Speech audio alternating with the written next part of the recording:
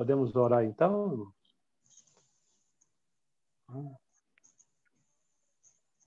Vamos orar ao Senhor, né?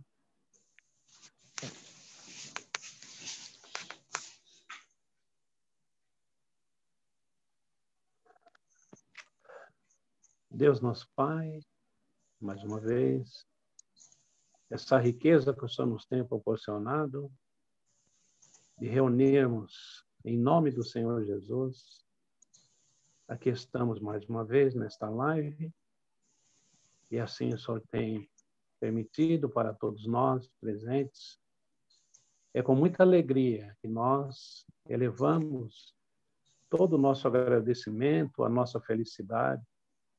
O nosso coração jubila, Senhor, por tudo aquilo que o Senhor nos faz, o teu grande favor, a tua mão ajudadora, a tua luz que ilumina os nossos passos e o teu carinho para conosco desde o nosso levantar até o nosso deitar. E assim, no nosso repouso também, o Senhor tem nos guardado. E tudo isso é motivo para toda a nossa alegria e felicidade na tua santa presença. Assim, olhe por cada um que está nesta live e as expectativas de cada coração está patente a tua sabedoria suprema. E assim, o Senhor pode, segundo a tua misericórdia, atender a cada um.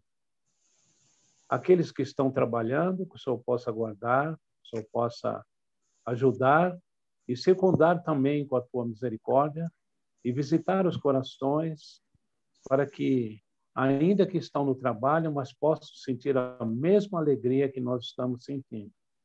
Na verdade, somos um só corpo e assim, Senhor, aqui nós derramamos toda a nossa gratidão na tua presença para que o Senhor possa nos ajudar nesta live também, o que vai ser falado, que venha dos teus tesouros celestiais, tudo aquilo que precisamos aprender para o melhor caminhar nesta terra. Na verdade, muita dificuldade vai se avolumando, mas nós temos o Senhor na nossa presença, que está sempre conosco, que tem nos ajudado e tem nos segurado pela tua mão de misericórdia. E assim vamos nesse deserto até o dia que nós estivermos na tua glória. Receba a nossa oração, no nome amado do Senhor Jesus, que é bendito para sempre. Amém. Amém. Amém. Amém. Amém.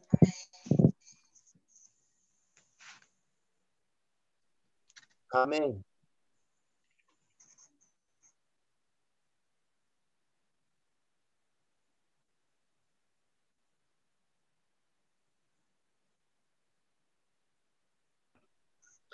Então, irmãos, vamos dar continuidade à nossa leitura semanal no livro de João, capítulo 2. Os irmãos me ouvem? Sim. Perfeitamente, irmão. E ao terceiro dia fizeram-se umas bodas em Caná da Galileia, e estava ali a mãe de Jesus. E foram também convidados Jesus e os seus discípulos para as bodas. E faltando o vinho, a mãe de Jesus lhe disse: não tem vinho. Disse-lhe Jesus: mulher, que tenho eu contigo? Ainda não é chegada a minha hora. Sua mãe disse aos empregados: fazei tudo quanto ele vos disser. E estavam ali postas 6 talhas de pedra para as purificações dos judeus, e em cada uma cabiam 2 ou 3 metretas. Disse-lhe Jesus: enchei de água essas talhas. E encheram-nas até em cima. E disse-lhes: tirai agora e levai ao mestre-sala. e levaram. E logo que o mestre-sala provou a água feita vinho, não sabendo de onde viera, se bem que o sabiam os empregados que tinham tirado da água, chamou o mestre-sala ao esposo e disse-lhe: todo homem põe primeiro o vinho bom, e quando já tem bebido bem, então o inferior. Mas tu guardaste até agora o bom vinho. Jesus principiou assim os seus sinais em Caná da Galileia e manifestou a sua glória, e seus discípulos creram nele. Depois disso, desceu a Cafarnaum, ele e sua mãe e seus irmãos e seus discípulos, e ficaram ali não muitos dias. E estava próxima a Páscoa dos judeus, e Jesus subiu a Jerusalém. E achou no templo os que vendiam bois e ovelhas, e pombos, e os cambiadores assentados. E, tendo feito um azorrague de cordéis, lançou todos fora do templo, bem como os bois e ovelhas, e espalhou o dinheiro dos cambiadores e derribou as mesas. E disse aos que vendiam pombos: tirai daqui estes, e não façais da casa do meu pai casa de vendas. E os seus discípulos lembraram-se do que está escrito: o zelo da tua casa me devorará. Responderam, pois, os judeus e disseram-lhe: que sinal nos mostras para fazeres isso? E Jesus respondeu e disse-lhe: derribai este templo, e em 3 dias o levantarei. Disseram, pois, os judeus: em 46 anos foi edificar esse templo, e tu o levantarás em 3 dias? Mas ele falava do templo do seu corpo. Quando, pois, ressuscitou dos mortos, os seus discípulos lembraram-se de que lhe dissera isso. E creram na Escritura e na palavra que Jesus tinha dito. E estando ele em Jerusalém pela Páscoa, durante a festa, muitos, vendo os sinais que fazia, creram no seu nome. Mas o mesmo Jesus não confiava neles, porque a todos conhecia. E não necessitava de que alguém testificasse do homem, porque ele bem sabia o que havia no homem.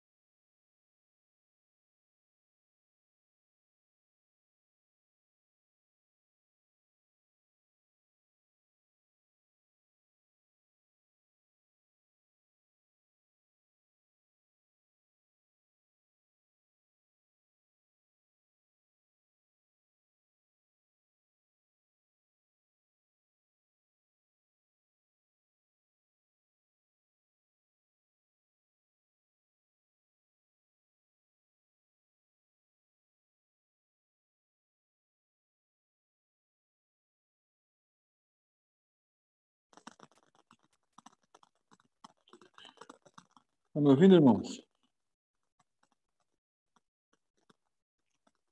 Está funcionando o meu microfone aí? Beleza? Perfeito, irmão. Pode falar. O Evangelho de João, ele começa, ausenta algumas coisas, né? Que é o nascimento de Jesus, não vai ter o Getsemane, não vai ter nascimento, Getsemane, não vai ter Maria também. Ele não tem algumas coisas que tem os outros evangelhos, e principalmente algumas partes importantes. Ele é um evangelho que foi escrito mais para frente e tem outro propósito, que é a vida eterna, é o Cristo, Filho de Deus. Então a figura de Israel já aparece aí como separada, né, já fora. Então nós temos o capítulo 2, iniciando aí com os 2 dias de testemunho, 2 dias na Bíblia, né? O testemunho de João Batista, o primeiro dia, o segundo dia é o testemunho de Jesus, e segue o julgamento em Jerusalém, do juízo. Então ele vai dar, no primeiro e no segundo capítulo, o caminho que ele vai fazer, que é da humanidade, né, todo. Então, o primeiro dia, de testemunho de João Batista, o segundo dia, o testemunho de Jesus, entrando em Jerusalém para julgar Jerusalém. Ele vem com a igreja, que é os discípulos, que ele juntou, que ele chamou para segui-lo. Ele é convidado para esse casamento, aos 2 dias na Escritura, e o terceiro dia, que é o dia que ele vai entrar em Jerusalém, e ela vai estar em tribulação. Vai ser convidado para a festa e não vai ter mais festa. Quando pensares que a paz e a alegria virá sobre vós repentina destruição. Aí ele chega no terceiro dia com a igreja, né, que é juntamente com seus discípulos, em Jerusalém. Ele vai entrar ali na cidade com as bodas e vai salvar o povo. Vai trazer de volta a alegria e vai salvar o povo. Então esse contexto profético aparece agora aí nesse capítulo. Já falamos isso na semana passada, né? Mas é importante quando você lê, você vê essas coisas, né? As ações de Jesus no contexto profético, que é a primeira parte. Depois, né, olhando de cima, né? Você está olhando agora a Bíblia de cima. Você está vendo o contexto profético dos acontecimentos na humanidade. Ele vindo, né, João Batista anunciando ele para os judeus, ele vindo sendo rejeitado, depois ele vindo como juiz, né, que tem o contigo e veio ele para julgar, e depois ele vai salvar o remanescente. Então, tá uma figura aí desses 2 dias nas Escrituras. Faltam alguns detalhes que eu deixo de colocar, mas é por aí mesmo, esse contexto. Tá bom? Agora, isso olhando de cima. Agora nós vamos descer e participar agora da festa, da chegada dele com os discípulos, e vamos aprender um pouco mais do Senhor aí nessa passagem no capítulo 2. Até aí.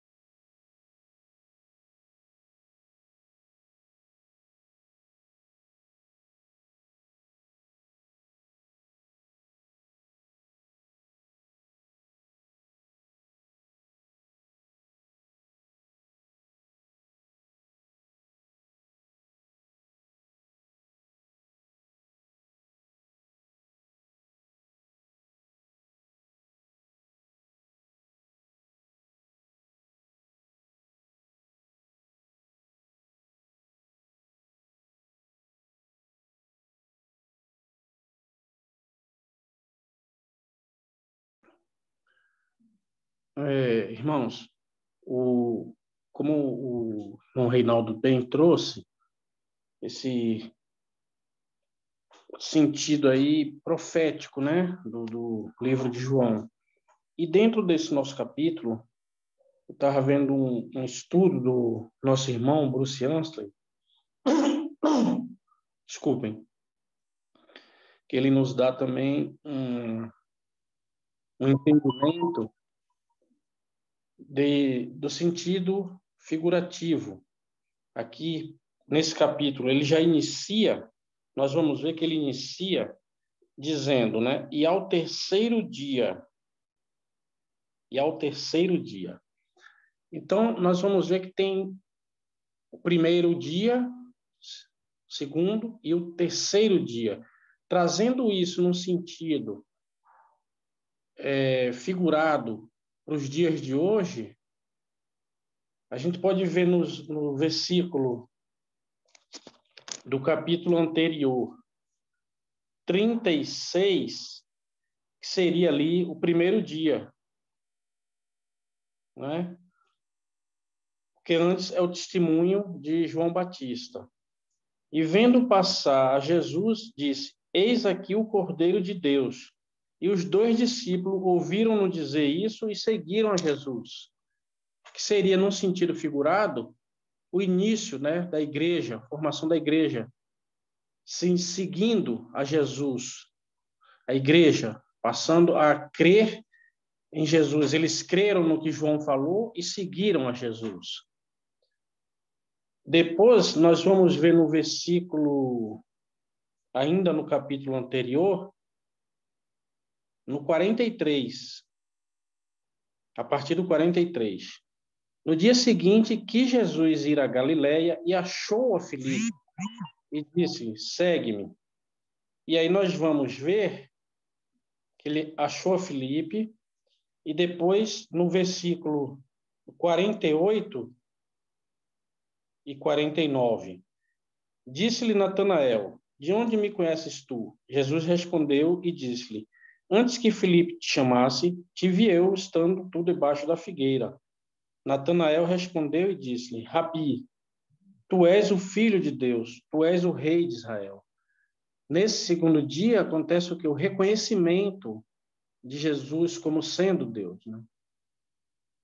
E aí a gente entra no nosso capítulo, proporcionando ali o gozo milenar, né? E ao terceiro dia, que é a festa, né? Festa. Que essa festa que seria um símbolo ali das bênçãos, né? E gozo milenar com o fruto do Filho do Homem. Então, nós vemos que também tem um sentido profético e esse sentido figurado para os nossos dias também, né? Até aqui.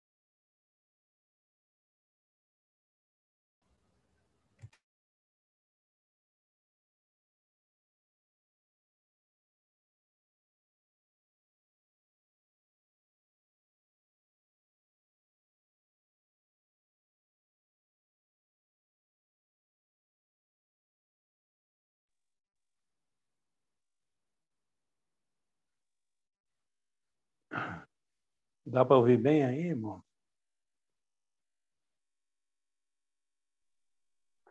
Sim.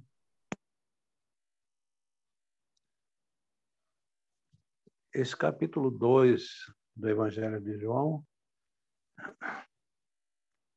aqui nós vemos que dá o início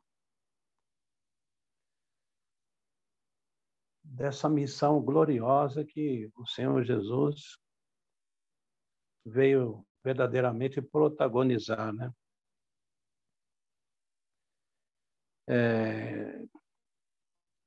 Como já foi lido, a gente vai ler novamente aqui o começo. E, ao terceiro dia, fizeram-se umas bodas em Caná da Galileia. Estava ali a mãe de Jesus, e foi também convidado Jesus e os seus discípulos para as bodas. E, faltando o vinho, a mãe de Jesus lhe disse: não tem vinho. Disse-lhe Jesus: mulher, que tenho eu contigo? Ainda não é chegada a minha hora. Aí no versículo 5, sua mãe disse aos serventes: fazei tudo quanto ele vos disser. Os irmãos verifiquem bem que foi o marco inicial dessa obra gloriosa que o Senhor fez, né? Combinando com sendo pregado na cruz, derramando o seu sangue e finalizando efetivamente essa obra gloriosa de salvação para todos os que haveriam de crer. Então, aqui diz assim, né, ficou assim uma resposta até um certo ponto imperativa dele para a mãe, né? Que tenho eu contigo? Ainda não é chegada a minha hora. Mas dentro desse contexto existe um grande mistério. E Maria, por sua vez, o que ela disse em seguida? Ela disse: sua mãe disse aos serventes: fazei tudo quanto ele vos disser. Ela, por si só, ela sabia que ele não necessariamente seria um filho dela, mas algo bem maior que não cabia na sua mente, né? Então, ele assim obedeceu logo em seguida, né? Mas essa resposta que ele deu para a mãe já foi algo assim que só competia a ele, né? O que já estava determinado para ele fazer. A mãe, ela ficou no lugar dela, né? Que ela foi simplesmente usada ali pelo Senhor para que fosse a mãe dele, né? No sentido humano, que ela gerou ele, né? Pelo Espírito Santo. Aí os irmãos veem que ela não sabia o que ele ia fazer. O que o Senhor vai fazer? Ela não sabia. Ela só deu uma ordem aos serventes: façam tudo o que ele disser. Então, isso aí fica bem caracterizado que nós nunca sabemos o que o Senhor vai fazer, né? A gente, muitas vezes, precisamos dele como 24 horas por dia, mas nós não sabemos o que ele vai fazer.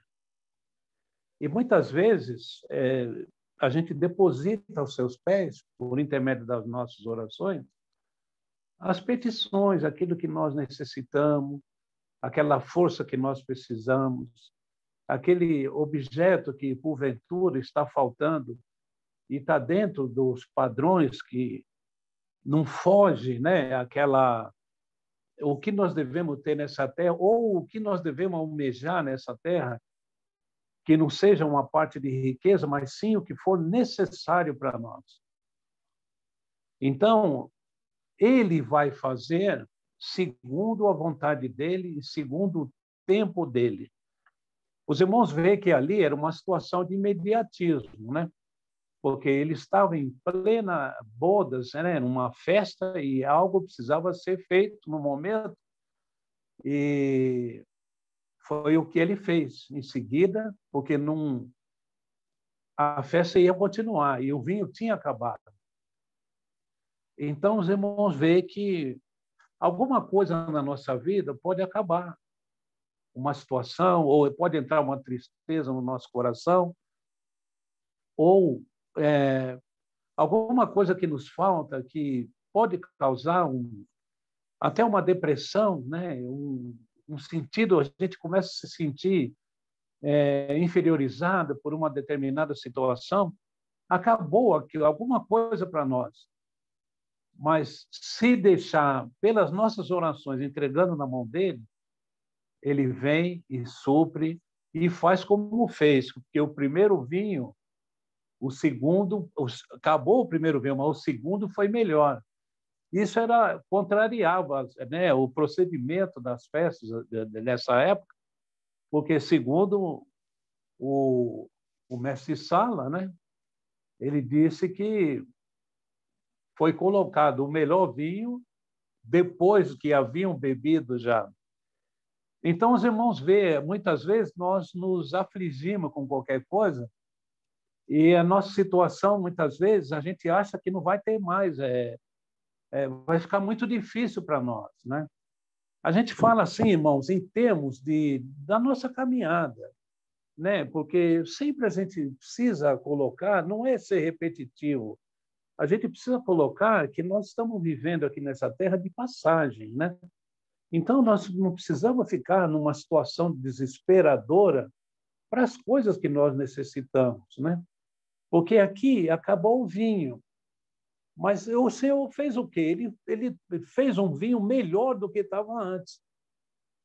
É o que pode acontecer conosco, segundo a vontade dele, numa determinada situação nossa de escassez, que esteja dentro daquilo que ele acha que é prudente para nós, ele vem com algo melhor. Então, se nós estamos numa expectativa de alguma coisa, nós temos que crer nessa palavra, nesse ensinamento que esperamos nele em tudo, né?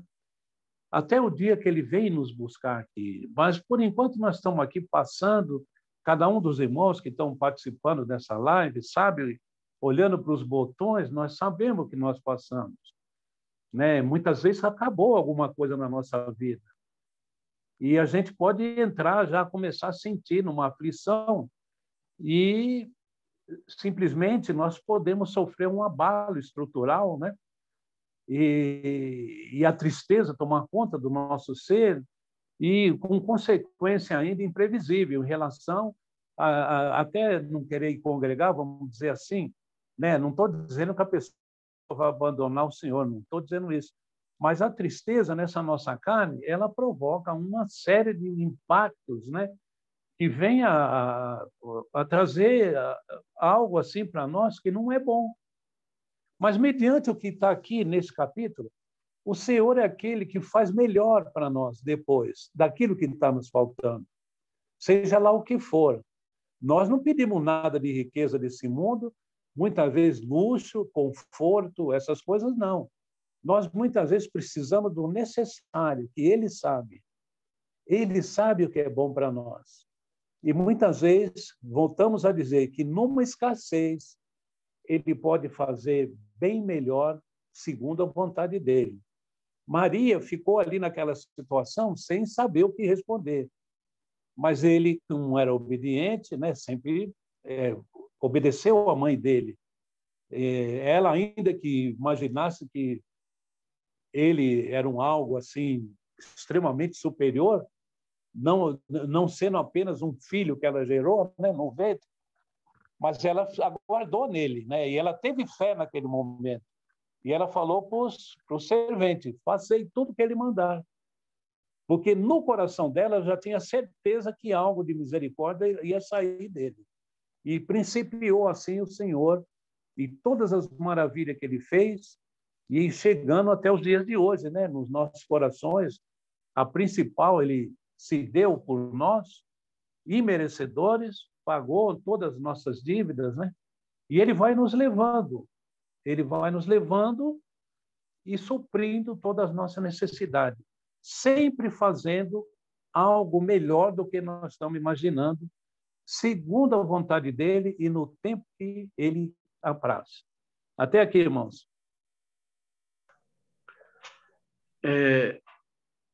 É interessante essa fala do irmão Marcos, e vendo aqui os versículos 3 e 5, bem rapidamente, a confusão que muitas pessoas fazem, ou talvez ou por falta de entendimento, que nós agradecemos ao Senhor por nos dar esse entendimento, ou até por más intenções mesmo. Pegam o versículo 3, que diz: "E faltando vinho, a mãe de Jesus lhe disse: Não tem vinho." Isso não entendo aqui como ela fazendo um pedido. Ela poderia também estar dizendo: não tem vinho, vamos embora. Ou alguém vai providenciar vinho, não sei. E algumas até denominações bem antigas, não vem ao caso, a gente não está aqui criticando denominação nem religião, mas apenas citando que algumas pessoas de denominações até dizem que a mãe de Jesus fez um pedido. Olha, não tem vinho, como se estivesse fazendo um pedido. Mas a mãe do Senhor Jesus, até ali, não sabia que ele ia fazer esse tipo de milagre. Ou então, ele ia o quê? Comprar vinho? Não sei. Mas algumas denominações se apegam a dizer que a mãe de Jesus pediu, praticamente, dizendo que não tinha vinho, que Jesus providenciasse, para inserir num contexto de que Maria intercede pelas pessoas ao lado de Jesus, e chegam ao ponto até de dizer que é Maria quem comanda, Maria quem pede, quem manda, e Jesus está ali a obedecer. Um ledo engano, né? Porque há um só intercessor entre Deus e os homens, a saber, Jesus Cristo, o homem. Então, Maria não intercede. Maria, ela é sim uma agraciada, até porque o anjo mesmo falou, uma agraciada de ter dado a luz ao nosso Salvador, mas é uma irmã como um de nós, e que já usufrui do seu privilégio de estar num lugar privilegiado ao lado do Senhor. Né? Nós cremos que ela ressuscitará e estará ao lado do Senhor, como nós cremos que estaremos. Agora, nós entendemos pela palavra que Maria não intercede por ninguém, diferente do que é ensinado. Agora, se eu ouvir, não é uma intercessão, mas sim um aconselhamento, e que foi muito bem dado, e que vale até hoje, que está no versículo 5, quando ela diz: "Fazei tudo quanto ele vos disser." Isso sim é a melhor coisa que Maria, né, poderia ter dito para conosco, para que isso viesse a nos levar a Cristo. Não, ela não intercede, mas esse conselho, que aí a gente pode assim entender como um conselho, ela está dando um conselho: fazei tudo quanto ele vos disser. Isso sim nos leva a caminhar lado a lado com Cristo, fazendo tudo que ele nos diz. Então, diferente do que nos foi ensinado, mas damos graças ao Senhor por hoje termos esse entendimento, e até hoje se faz essa confusão, muitos por falta de entendimento, mas muitos propositalmente, para que se arremate pessoas para seguir, chegando-se ao ponto de dizer que Maria é mãe de Deus, né? Um engano, e que, infelizmente, muitos na cristandade, pela falta do entendimento, ainda creem e seguem esse tipo de ensinamento. Até aqui.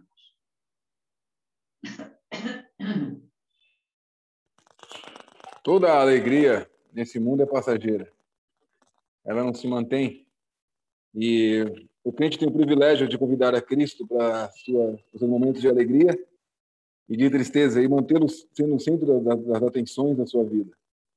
Uma festa de casamento, a figura principal é o noivo e a noiva.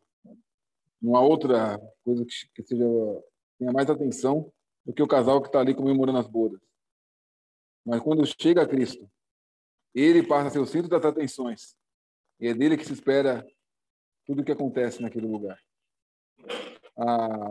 Uma festa na vida do crente, uma vida sossegada, ela pode se encerrar a qualquer momento.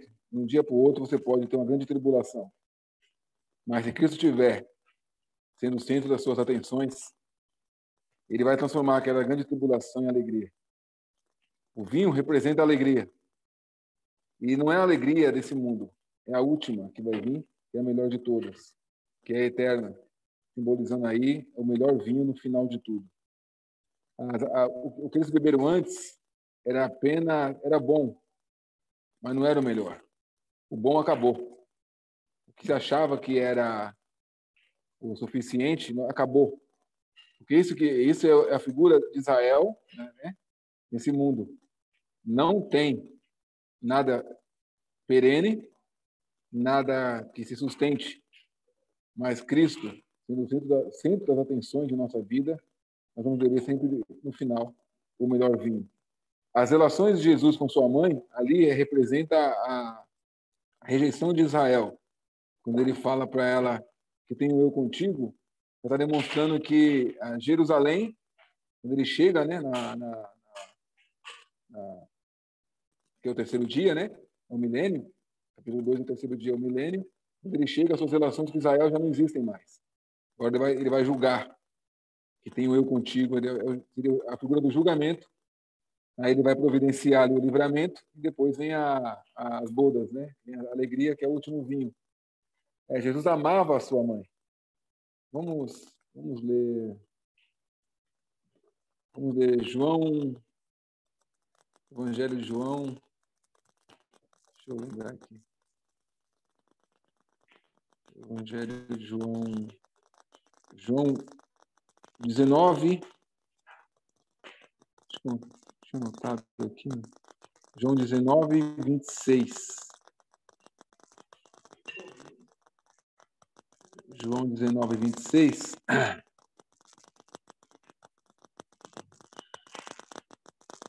Bíblia.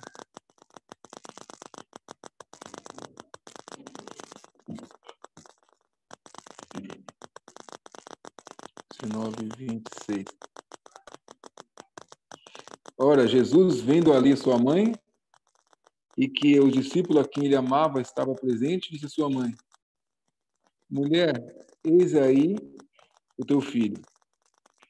E depois disse ao discípulo: eis aí tua mãe. Desde aquela hora o discípulo recebeu em casa.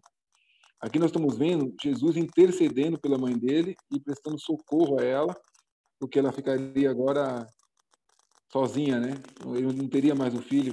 Ele está providenciando um socorro. E vamos ler também João 20, 13. 20, versículo 13. João 20, versículo 13.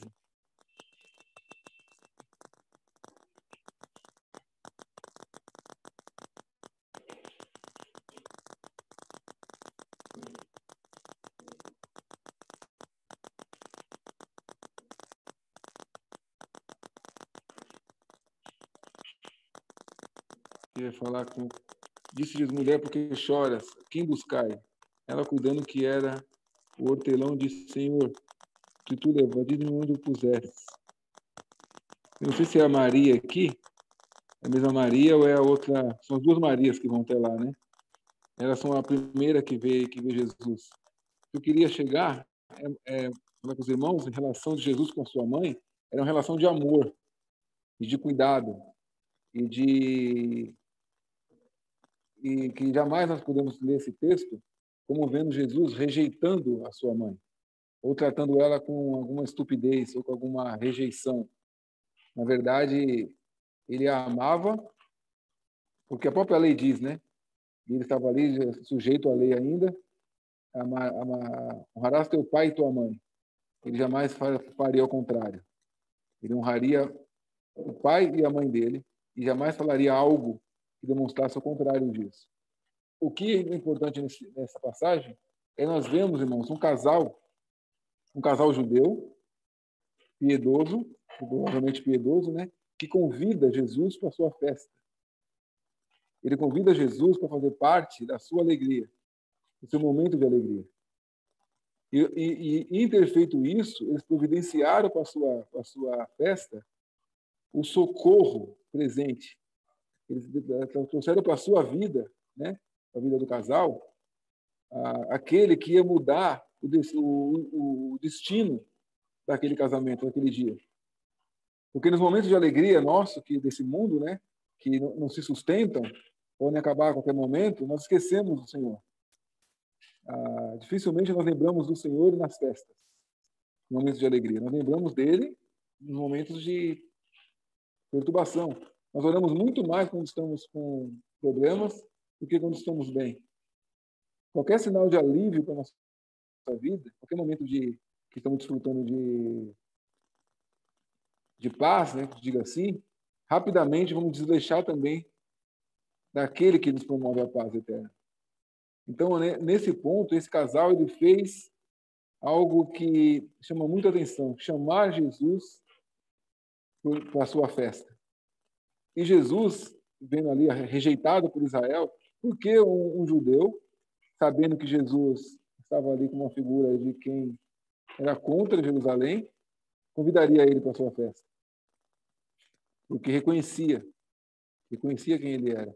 Então, o casal aí, né, que fez isso, chamando Jesus os discípulos, que não tinham nem dinheiro para contribuir com nada, chamou aquele que ia multiplicar a alegria deles, que ia fazer uma alegria que acaba numa alegria eterna e a melhor de todas.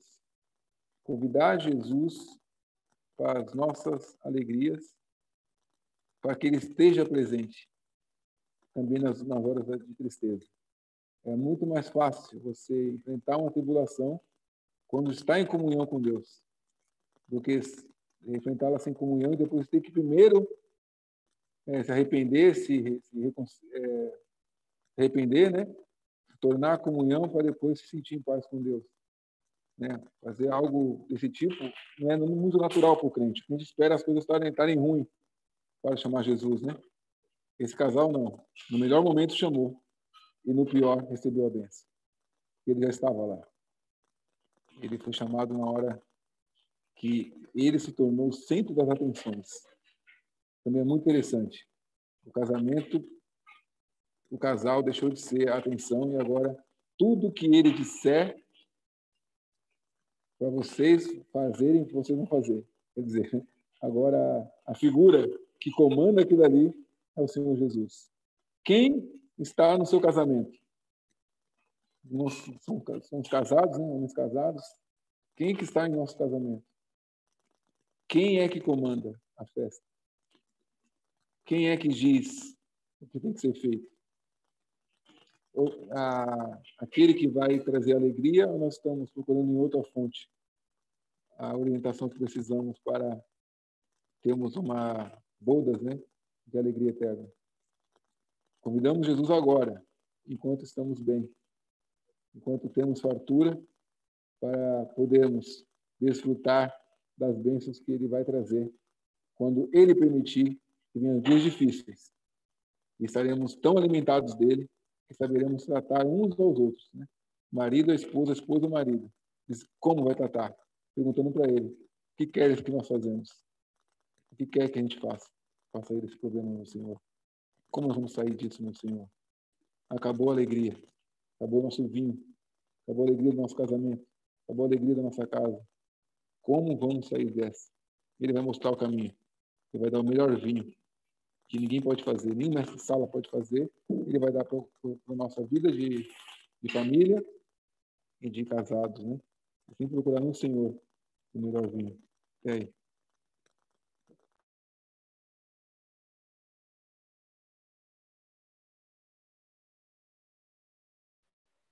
Irmãos, pensando nisso que os irmãos já falaram, né? O irmão Paulo comentou dessa situação que muitos pegam esse versículo 3 e fala que é um pedido da mãe do Senhor para ele, né? Mas, na verdade, ela só está informando ou né? Falando, acabou o vinho. Não foi fazer nenhum pedido para ele, né? E o irmão Reinaldo comentou agora, né? Esse princípio de fazer o que ele disser, né? Em todas as áreas da nossa vida, né? No casamento, né? Em qualquer decisão, ser guiado pela vontade do Senhor, né? Pelas palavras do Senhor, né? E foi o que Maria falou aos empregados, né? Fazei tudo quanto ele disser, né? Os empregados também não foram pedir nada para ela, mas ela sabia que Jesus, né, era capaz ali de fazer alguma coisa. Então ela já crendo, esperando que ele fosse tomar uma providência, já os orientou, né? Fazer o que ele disser. Uma vez eu ouvi o irmão Mário falar, Mário Persona, né? E nunca mais esqueci. A gente tem que apresentar Jesus às pessoas e sair da frente, né? Deixa que ele resolve. A gente simplesmente tem que apontar para aquele que resolve todas as coisas. E lá em Salmo 1, irmãos, pensando nesse princípio, né? Lembrei de Salmo 1, fala, bem-aventurado o varão que não anda segundo o conselho dos ímpios, nem se detém no caminho dos pecadores, nem se assenta na roda dos escarnecedores, né? Mas aqui eu quero meter nessa parte aqui, que não anda segundo o conselho dos ímpios, né?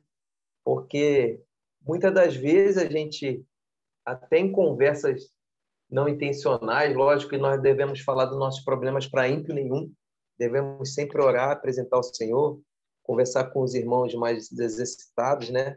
Buscar orientação na palavra de Deus, né? Então, é isso aqui. Não andar segundo o conselho dos ímpios, né? Ah, o que você acha? Faz assim, faz assado. Não. O que a palavra de Deus diz, né?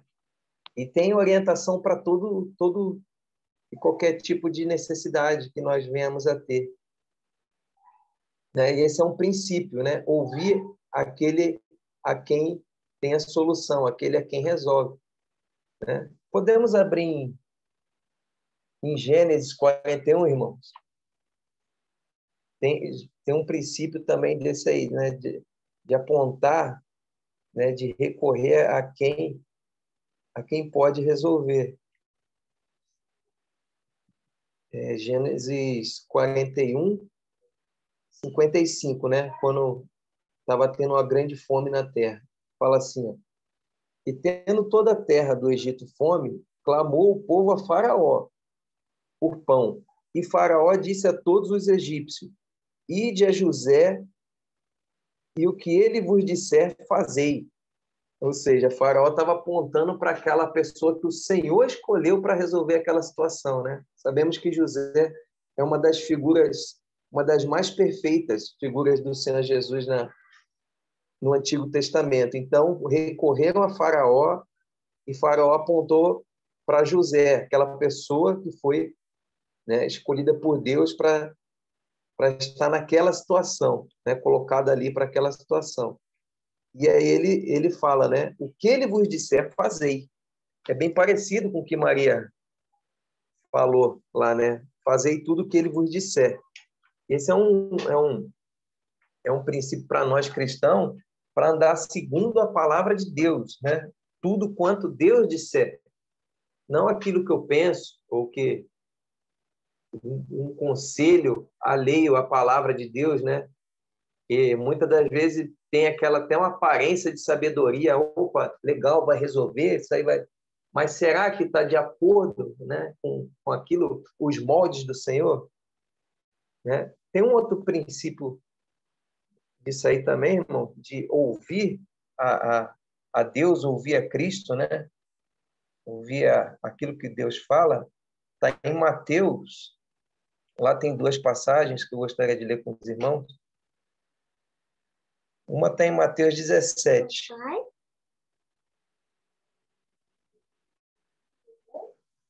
Mateus 17, a partir do versículo 1, é a situação da transfiguração do Senhor Jesus, né? Está escrito assim, ó, 6 dias depois, tomou Jesus consigo a Pedro, a Tiago e a João, seu irmão, e os conduziu em particular a um alto monte, e transfigurou-se diante deles. e o seu rosto resplandeceu como o sol, e as suas vestes se tornaram brancas como a luz. E eis que apareceram Moisés e Elias, falando com ele. E Pedro, tomando a palavra, disse a Jesus: Senhor, bom é estarmos aqui. Se queres, façamos aqui 3 tabernáculos, um para ti, um para Moisés e um para Elias. E, estando ele ainda a falar, eis que uma nuvem luminosa os cobriu, e da nuvem saiu uma voz que dizia: Este é meu filho amado, em quem me comprazo, escutai-o. Né? É interessante a gente observar aqui, né, que Pedro, quando viu Moisés e Elias junto com o Senhor Jesus, ele falou: Senhor, o Senhor quer que faça um tabernáculo para o Senhor, para Moisés e para Elias? Na mesma hora, o Pai intervém, né? Vem uma nuvem que encobre e Deus fala: Este é meu filho amado, ouvi-o, né? Escutai-o a ele. Por quê? Porque Moisés representa a lei e Elias representa os profetas, né? E o Senhor, quando veio aqui no próprio livro de Mateus 5, ele falando no Sermão do Monte, falou: Ouviste o que foi dito, eu, porém, vos digo. Né? Ele estava tendo um novo tratamento com eles ali. Então, ele tem que ter esse cuidado de sempre ouvir ao Senhor. Né? E lá em Mateus 7 também, irmãos, Mateus 7,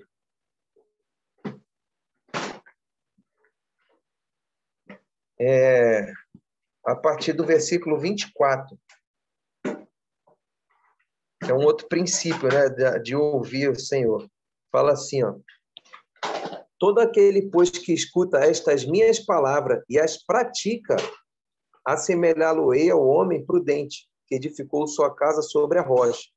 E desceu a chuva, e correram rios, e assopraram ventos, e combateram aquela casa. E não caiu, porque estava edificada sobre a rocha. E aquele que ouve estas minhas palavras e as não cumpre, compará-lo-ei ao homem insensato, que edificou sua casa sobre a areia. E desceu a chuva, e correram rios, e assopraram ventos, e combateram aquela casa. E caiu, e foi grande a sua queda. Né? Ou seja, aquele que estava firmado na palavra do Senhor permaneceu a todo e qualquer intempérie, né? Problema. Só que aquele que não ouviu, mas não obedeceu, muito provavelmente deu ouvido ao outro conselho, esse foi grande a sua queda.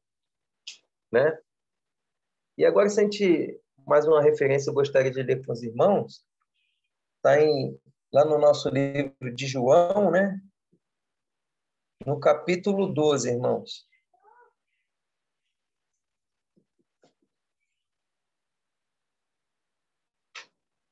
João 12, a partir do 44. Também é um chamamento a ouvir ao Senhor e dar atenção às suas palavras. Né? E Jesus clamou e disse: Quem crê em mim, crê não em mim, mas naquele que me enviou. E quem vê a mim, vê aquele que me enviou. Eu sou a luz que vem ao mundo, para que todo aquele que crê em mim não permaneça nas trevas. E se alguém ouvir as minhas palavras e não crer, eu não o julgo, porque eu não vim para julgar o mundo, mas para salvar o mundo. Quem me rejeitar a mim e não receber as minhas palavras, já tem quem o julgue, a palavra que tenho pregado. Essa o há de julgar no último dia. Porque eu não tenho falado de mim mesmo, mas o Pai que me enviou, ele me deu mandamentos sobre o que hei de dizer e sobre o que hei de falar. E sei que seu mandamento é vida eterna. Portanto, o que eu falo-o como o Pai me tem dito. Né? Então, mais uma vez, o Senhor assevera, né, sobre ouvir as suas instruções e não dar a devida atenção. Né? Porque aqui no versículo 48, ele fala: já tem quem o julgue, a palavra. Né? Sabemos que a palavra é que vai julgar, né? Aquele que creu e aquele que não creu. Lógico, nós, os que cremos, não somos julgados. Né? Nós não somos julgados, como fala em João 3, mas passamos da morte para a vida. Mas aqueles que rejeitaram a palavra do Senhor, né, esse tristemente terão a sua condenação. E se a gente voltar lá no nosso capítulo, né, irmão, no versículo de 6 a 8, depois que a Maria faz essa declaração, né, fazei tudo quanto ele disser, aí ele continua, estavam ali postas 6 talhas de pedra para as purificações dos judeus, e em cada uma cabiam 2 ou 3 metretas. Disse-lhe Jesus, enchei de água essas talhas, e encheram-nos até em cima. E disse-lhes, tirai agora e levai ao mestre-sala. E levaram. É interessante, irmão, a gente se atentar aqui, né? O que eram essas talhas? Essas talhas eram vasilhames que ficavam, muito provavelmente, na entrada para fazer a lavagem das mãos, né?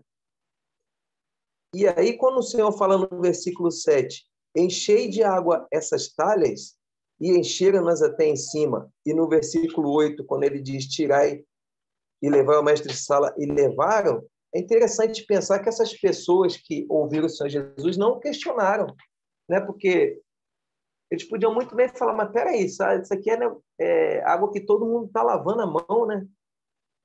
Eles não questionaram o Senhor, eles simplesmente obedeceram, né? Isso denota uma fé, né? Talvez mesmo sem entender, eles foram e obedeceram a palavra do Senhor, né? A gente vê no versículo que fala lá, enchei, e eles encheram.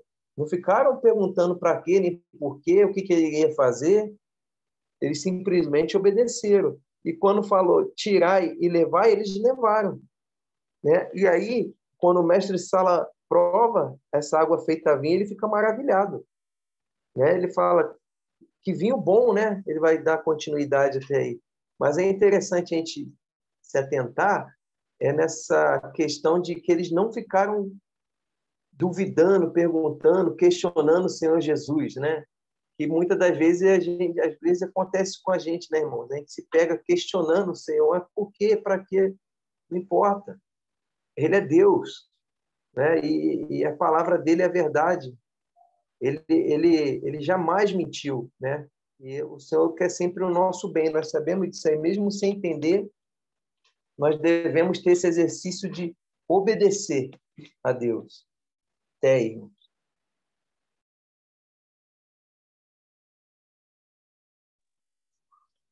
Irmãos, ainda falando dos primeiros versículos, e ao terceiro dia fizeram-se umas bodas em Caná da Galileia, estava ali a mãe de Jesus. E como bem foi dito já pelos irmãos, né, a respeito de Maria, né, ela não é digna de adoração, de idolatria, né, e como mal fazem, né, uma doutrina quanto à mãe do Senhor. Porém, ela é muito importante, né? Tanto que a palavra fala dela, né? A palavra fala dela várias vezes. E a gente vê aqui as bodas, né? O casamento, essa esfera que a gente pode dizer da esfera do casamento e da família, né? Essa comunhão que é a vontade do Senhor na vida da maioria de todos, né? A família é um projeto de Deus, né? Desde o princípio. E a gente vê aqui Cristo, né? No começo dessa família aqui, nesse casamento, que é o princípio da família, né? E Cristo é a alegria do mundo, né? É a única alegria verdadeira. A gente vê que tem várias figuras aqui, né? Várias aplicações que a gente pode fazer quanto ao vinho, que é a alegria, quanto à água, que é a palavra de Deus, né? E o próprio Cristo, né? E no meio disso tem a mãe do Senhor Jesus, né? Eu acredito que a gente possa observar, eu acredito o que essa passagem quer dizer, por que que o Senhor colocou, né, a mãe de Jesus aqui? Por que que a palavra fala da mãe do Senhor? Vamos ler Lucas 1.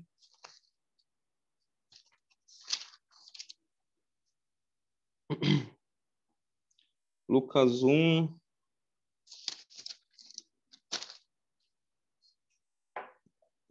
a partir do 39. Lucas 1, 39. Lucas 1, 39 diz assim: E naqueles dias, levantando-se Maria, foi apressada às montanhas, a uma cidade de Judá, e entrou em casa de Zacarias, e saudou a Isabel. E aconteceu que, ao ouvir Isabel a saudação de Maria, a criancinha saltou no seu ventre. Isabel foi cheia do Espírito Santo.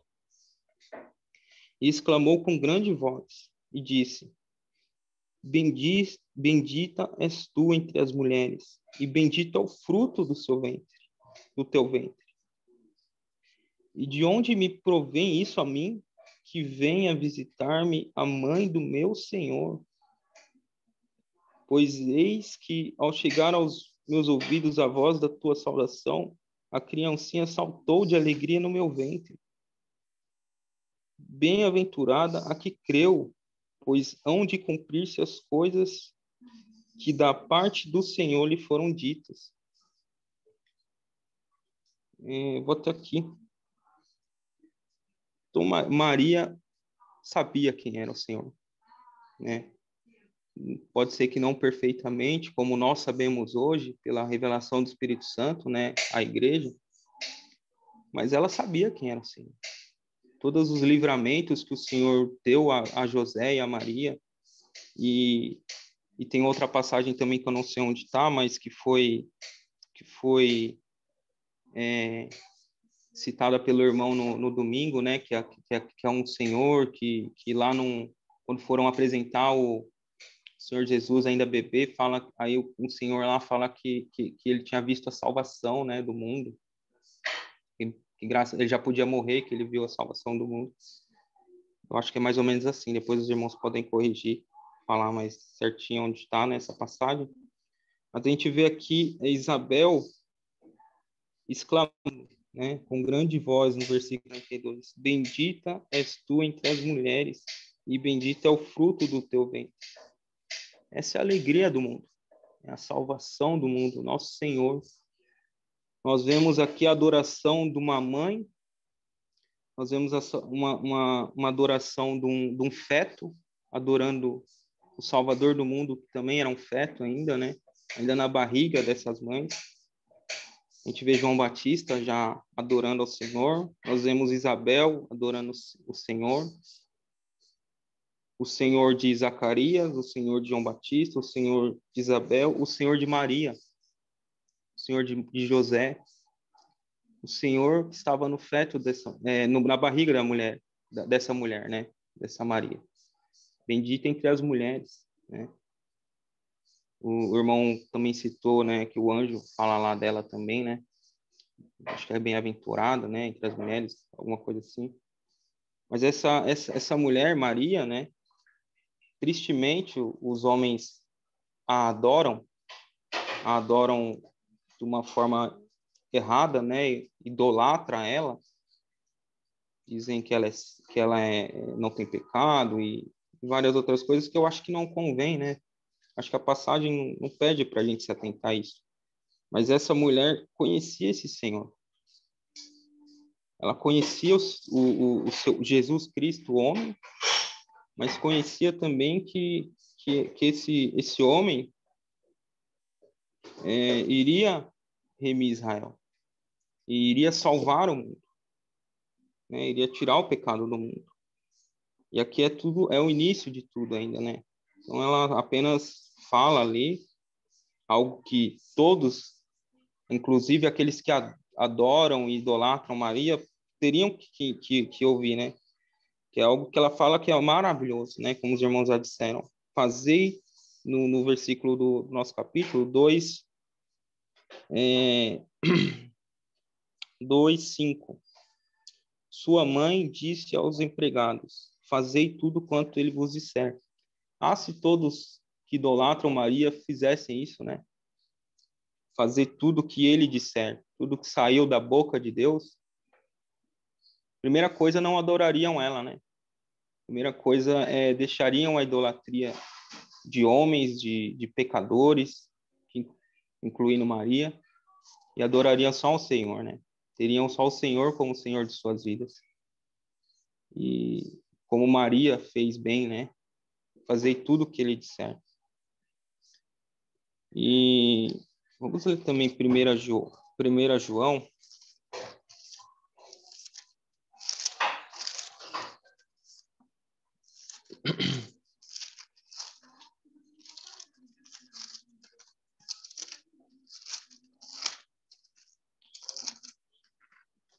João 5.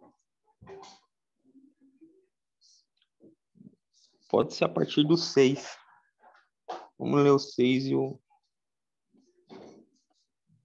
6, o 7 e o 8.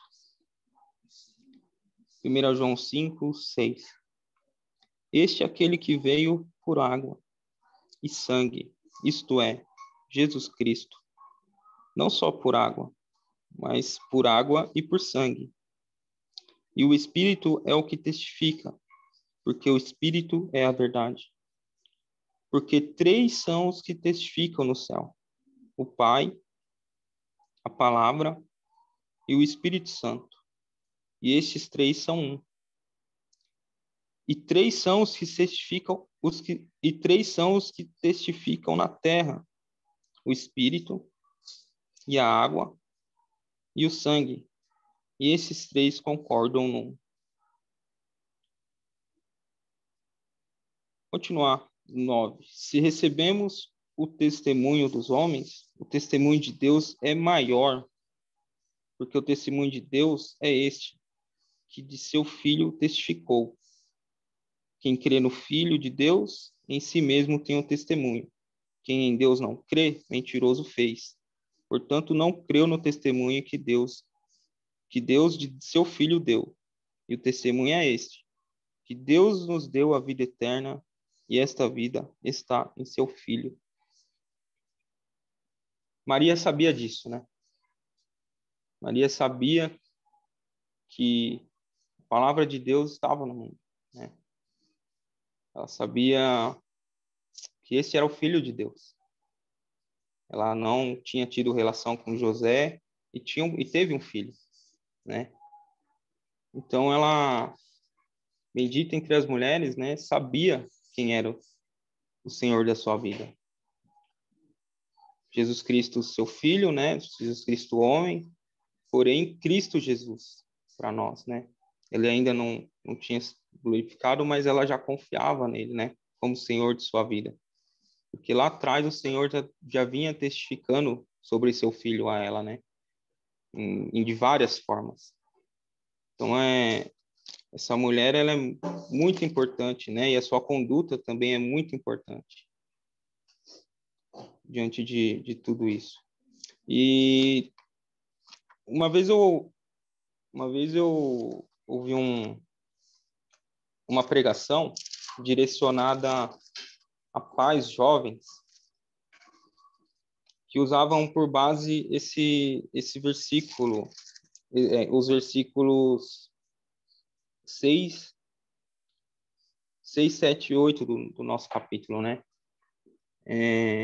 O irmão pregava sobre os pais, a preocupação dos pais em como que seus filhos ficariam depois de um certo tempo, né? No mundo, né? Como que chega uma hora que a gente não tem mais controle, né? Chega uma hora que os filhos vão andar por si sós, né? E o que os pais têm que fazer, né? E o irmão trazia por figura essa passagem, né? De 6, né? Estavam ali postas 6 talhas de pedra para as purificações dos judeus, e em cada uma cabiam 2 ou 3 metretas. Disse-lhe Jesus: enchei de água essas talhas. Encheram-nas até em cima. E disse-lhes, tirai agora e levai ao mestre-sala. Bem, enfim, não vai dar tempo de falar tudo, mas o que nós devemos fazer, né? Eu não quero aplicar aqui como o irmão aplicou apenas para pais, né, com seus filhos, também serve essa esfera, mas eu queria falar de uma forma geral, a gente que se preocupa com nossos parentes, né? A gente que se preocupa com pessoas, algumas pessoas importantes para a gente, nossos familiares, nossos filhos, nossas esposas, nossos esposos, né? Cônjuges em geral. A gente sempre alguém se preocupa com alguém, né? A respeito da salvação eterna, a respeito das coisas de Deus. E esse irmão, ele falava que devemos fazer aquilo que Jesus pediu, encher de água. As pessoas são como essas talhas, né? Nós devemos encher elas da palavra de Deus. Porque no momento oportuno, assim como foi nesse casamento, o Senhor vai transformar essa água em vinho. Vai transformar isso em alegria, em conhecimento de quem é o Senhor, né? Aqui né, a gente vê que é citado o costume dos homens, né? De trazer, depois de trazerem uma certa alegria verdadeira, que é o vinho verdadeiro, depois trazem uma alegria falsa, uma alegria ruim, pior. Esse é o homem, né? Mas Deus não. Nosso Senhor Jesus não. Ele mantém a alegria verdadeira, a alegria boa, a alegria que o homem pode reconhecer, se aceitar, né?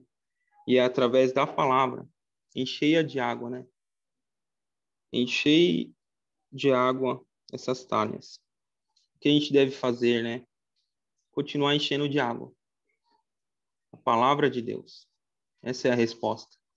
Porque no tempo oportuno, conforme a vontade de Deus, nós não somos capazes de nada. Ele vai transformar em vinho essa palavra. Então temos que encher essas pessoas, nossos filhos, quem quer que seja, né?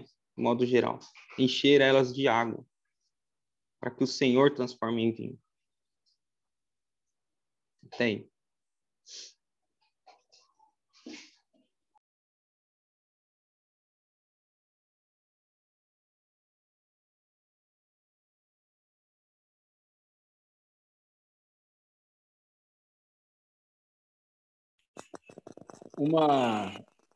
Quem está passando por dificuldade financeira, uma crise no casamento, seja o que for, pode achar que se ganhasse um prêmio, muito dinheiro, estaria resolvido os seus problemas. Porque quando estamos passando dificuldades, crises, falta dinheiro, falta saúde, e estamos vivendo uma tribulação, o que queremos, na verdade, é sair do problema, resolver o problema, e acreditamos que se tivéssemos dinheiro, principalmente dinheiro muitas vezes, né, estaríamos felizes, seríamos felizes com aquilo. Teria resolvido nossos problemas, com dinheiro no bolso e uma segurança, né, uma conta bancária tendo aí segurança para poder não passar dificuldades. Então esse coração que muitos de nós às vezes têm, né, querendo que Deus nos abençoe, de certa forma, na verdade, não confiando em Deus, mas querendo estar livre de problemas, nos torna a presa fácil do engano. Um homem rico, ele pode ter a segurança do dinheiro, mas o próprio dinheiro pode tornar para ele um empecilho para ele se salvar. É mais fácil um camelo passar pela fresta de uma agulha do que um rico entrar no reino dos céus. Essa passagem está nos 3 evangelhos. Não quer dizer que o rico não vai para o céu, não é isso. Mas que é uma grande dificuldade, um camelo passar na fresta de uma agulha, é a mesma dificuldade que tem de um rico entrar no reino dos céus. E Paulo também fala em Coríntios, né? Acho que capítulo 2. Não foram muitos nobres que foram escolhidos, nem sábios, nem homens, nem poderosos. Mas Deus escolheu os pobres desse mundo. O Tiago também vai falar a mesma coisa. Fala a mesma coisa. Então, o que acontece é que nossas tribulações, elas devem nos levar para Cristo, devem nos levar para colocar Cristo no meio da nossa vida. A alegria que nós precisamos não é o que o mundo oferece, não é a segurança do mundo, mas aquilo que está em Cristo Jesus.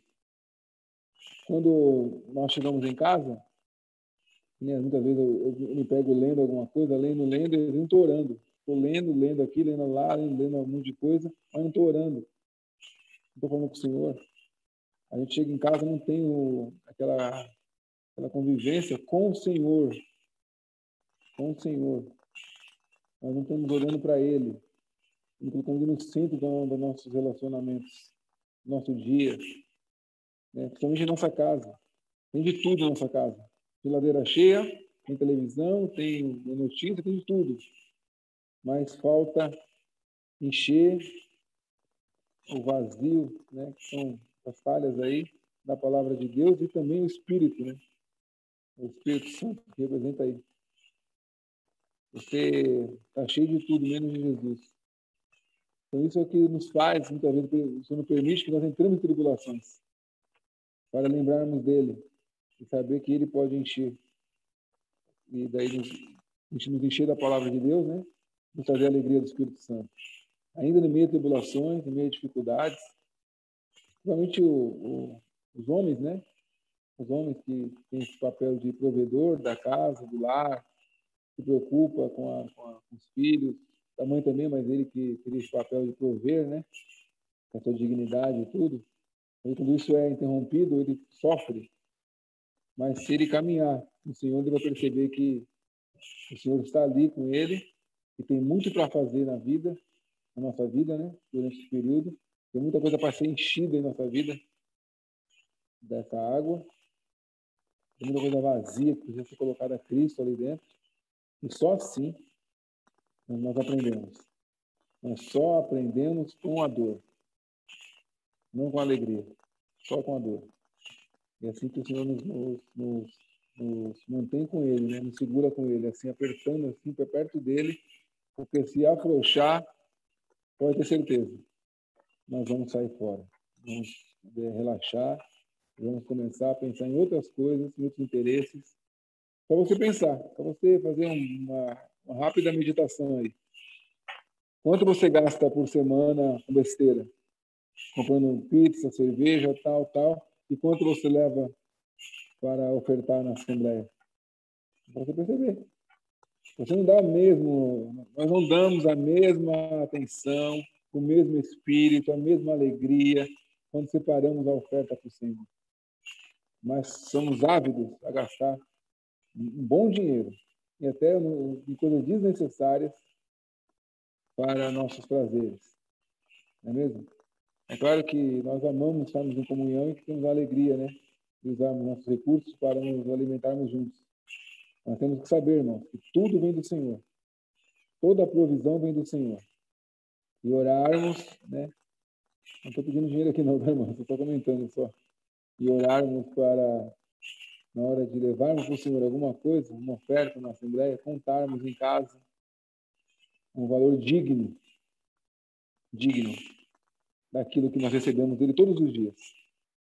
Só você fazer essa leve meditação, você vai perceber que quando estamos bem, o Senhor não entra nessa festa.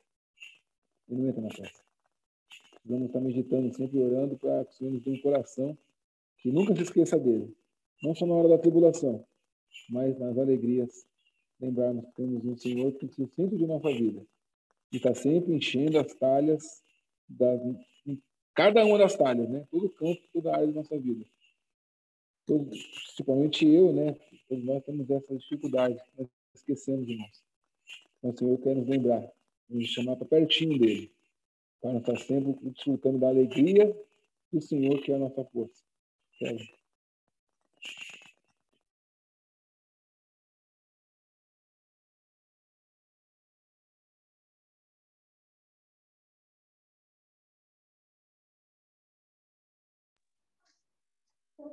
Irmãos, alguém gostaria de acrescentar algo?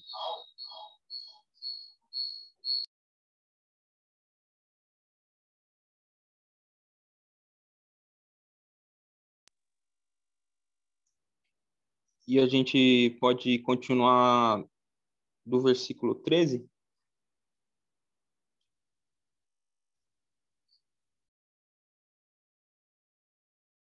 Amém, mano?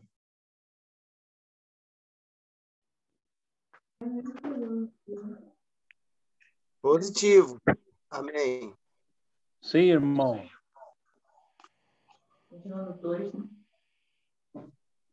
Nosso Vai horário retomando o já... 13, do mesmo capítulo?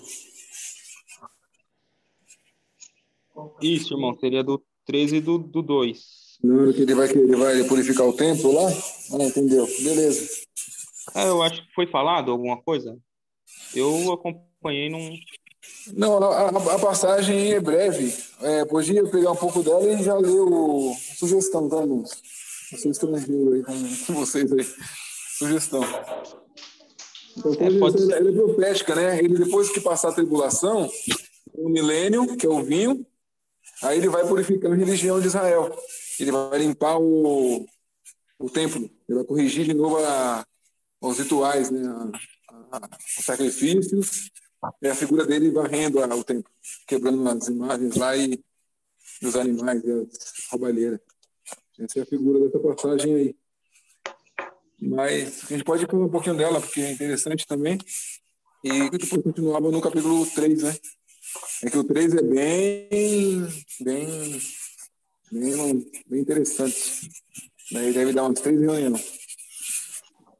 Então a gente pode pegar do 13 e já pegar o 3 também, né? Na próxima reunião.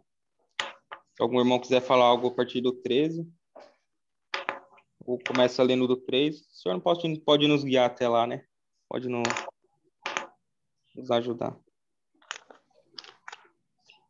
Algum irmão queria acrescentar mais alguma coisa? Eu só queria dizer, os irmãos falaram muito sobre Maria e o que acontece hoje, né? Então, o mundo está de tal forma que a frase de efeito, irmãos, ela tomou conta da situação. Então, os irmãos veem que sacramentou, as pessoas se deixam levar por isso. É onde nós devemos agradecer muito o Senhor, porque Ele mostrou para nós a verdade, né? E nós conhecemos a verdade.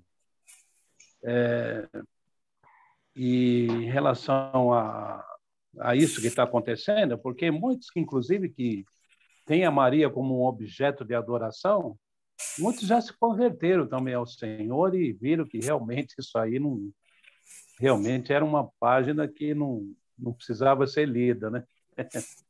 Então é assim, irmãos, as pessoas vão, porque o mundo tem muito mais coisa além disso, né? Que um outro tipo de idolatria, e como os irmãos explicaram bem aí, não só necessariamente a Maria, mas tem idolatria até de tanta coisa, até um relógio, um sapato, um carro, tem muita coisa aí que virou objeto de adoração nesses tempos de hoje, né? Mas é muito importante. Tem coisa para ler, por isso que é bom fazer essa retrospectiva, porque tem parte interessante aqui para ler sobre quando o Senhor disse, né, que derribai este templo e em 3 dias o levantarei. Então, daí dá para sair muita coisa ainda, né? Mas era só isso que eu queria dizer. Não é nada, não.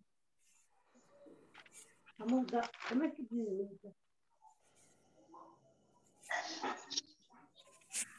Algum irmão poderia dar graça?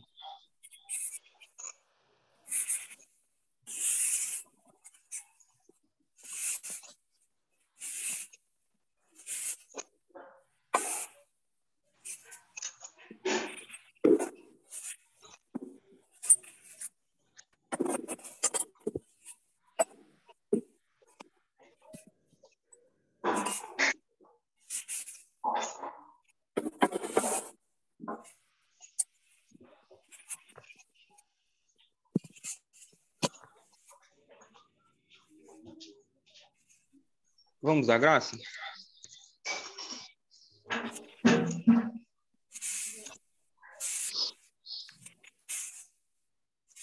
Pai, nós te damos graças primeiramente pelo teu Filho, nosso Senhor e Salvador Jesus Cristo. Te damos graças, Senhor, por mais esse momento e essa forma que o Senhor nos proveu de nos reunirmos, podermos aprender mais de Ti, aprender mais da Tua palavra, aprender mais da Tua alegria, Senhor.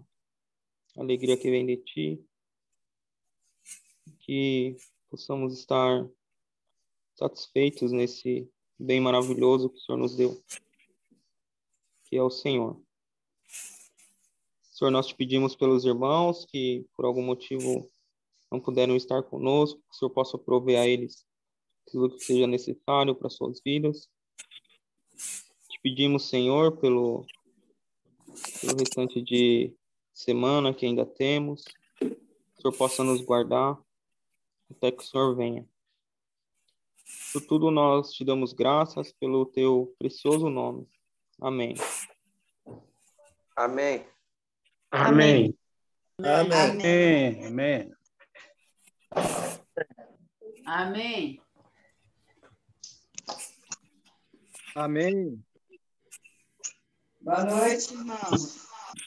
Abraço, mano. Boa noite. Boa noite a todos. Deixa eu Deus cuidar aqui guarde. da beira do fogão. Boa noite, aqui, porque irmãos. outra vez, minha vida é beira de fogão. Vamos olhar para panela E aqui. não ouvimos nada. Boa noite, irmãos. Tá Ô, fechado. Damiana. É Dami. É Dami. Boa noite. Eu achei que era Damiana. Oxe, minha vida inteira Ela assim. mesmo, tô brincando. E aí, como é que tá, irmão? Tô bem. Eu tô aqui imune a todos os tipos de doenças, né, graças a Deus. Boa noite, irmãos. Quem mais tá aí? Quem mais tá aí? Deixa eu ver. Délio. Boa noite. Délio. Ô, Célia, gatinha aqui, Célia. Essa gata, hein? Cadê a gatinha? Tá bonito da conta aqui. Deixa eu ver onde ela tá agora. Cadê? Eu quero ver. Pega ela aí. Peraí, aqui, ó. Eu não vou pegar na mão, não, porque eu tô pedindo as coisas dos rapaziadas da casa. Tá vendo ela aí? Tá vendo?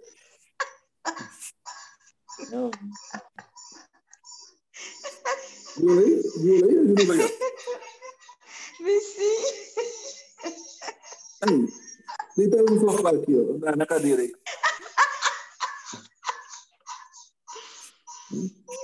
Sério, é a gatinha que estava lá no domingo? Isso! Ai, que legal!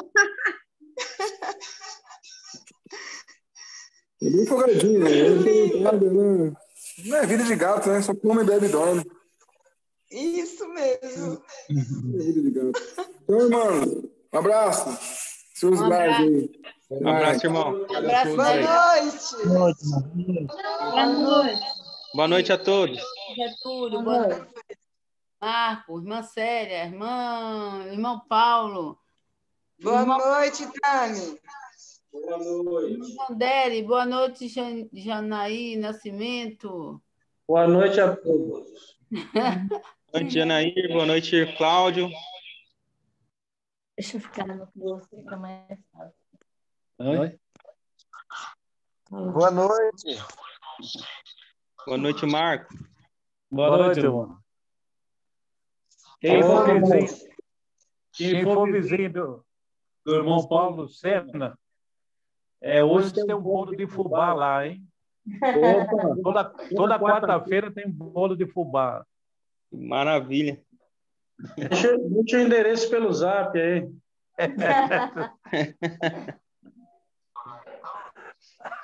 Senhor os guarde. Vou ir comer. Boa noite. Tchau, irmãos. André já está no sossego ali, ó. Tchau, queridos. Deus abençoe. Amém. Boa noite. Boa.